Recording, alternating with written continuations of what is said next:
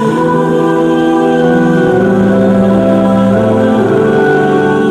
پروں کے ساتھ پیدا کیا گیا ہے، تم کیوں زندگی میں رینگنے کو ترجیح دیتے ہو؟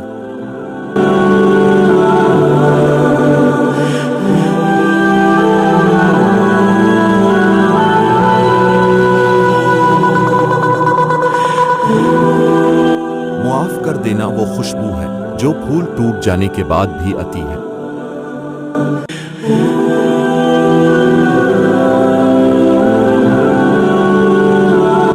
درد دنیا کی دولت سے بہتر ہے، کاکا تو تنہائی میں اللہ تعالیٰ کو پکارے۔